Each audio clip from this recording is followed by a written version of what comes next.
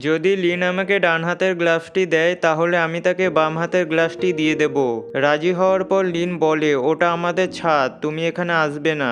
হানলু বলে, ঠিক আছে, কাল এখানে গ্লাভসটি পরিবর্তন হবে। এরপর সিনিয়রকে খুশি করার জন্য লিউ চেংকে কুকিজ দিয়ে বলে, তোমরা আমাদের তরফ থেকে হানলুকে ক্ষমা করে দিও। পরের দিন হানলু লিনের গ্লাভসটি পরিবর্তন করে, কিন্তু তাতেও লিন শান্ত হয় না। লিন বলে, কালকে দুর্ব্যবহারের জন্য তুমি আমার কাছে ক্ষমা চাইবে, কিন্তু হানলু ক্ষমা চায় না।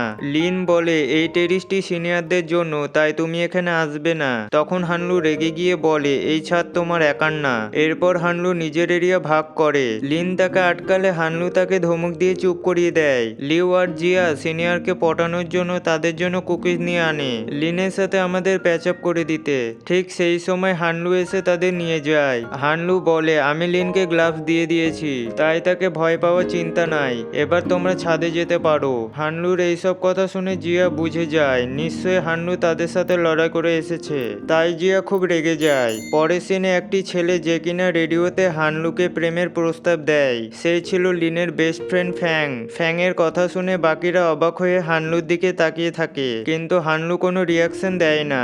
এরপর টিচারের হাত থেকে বাঁচার জন্য ফ্যাং পালিয়ে লিনের কাছে যায়, কিন্তু লিন তাকে ধরে মারধর শুরু করে দেয়, কারণ লিনের মনে হয়েছিল ফ্যাং তার শত্রু হানলুর প্রেমে হাবুডুবু খাচ্ছে। ফ্যাং বলে, আমি হানলুকে প্রেমের জালে ফাঁসিয়ে বদলা নিতাম। ঠিক তখনই চেং এসে তাদের শান্ত করে। চেং এর হাতে কুকুজ দেখে লিন ভাবে নিশ্চয়ই চেংও তাদের সাথে বন্ধুত্ব করে ফেলেছে, তাই লিনের খুব রাগ হয়। চেং বলে, আমি জানতে পারলাম হানলু নাকি ছেলেটিকে মেরেছে।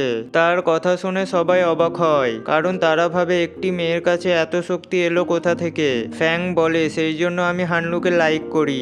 এরপর লিন তার বন্ধুদের সাথে মিলে একটি পরিকল্পনা করে যে সে কিভাবে হানলুকে তার রাস্তা থেকে হটাবে। ক্লাস চলাকালীন হানলুকে ভয় দেখানোর জন্য লিন ইচ্ছে করে একটি ভূতের মুখোশ জানালায় ঝোলায়। মুখোশটি দেখে বাকিরা ভয় পেলেও হানলু ভয় পায় না।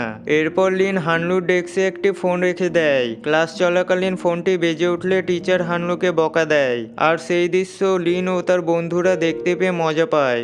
কিন্তু হানলুও কম নয়। হানলু জানতে পেরে লিনের পেছনে একটি বেলুন সাটায়। এরপর লিন চেয়ারে বসতে গেলে বেলুনটি ফেটে যায়, আর সেই দৃশ্য সবাইকে হাসিয়ে তোলে।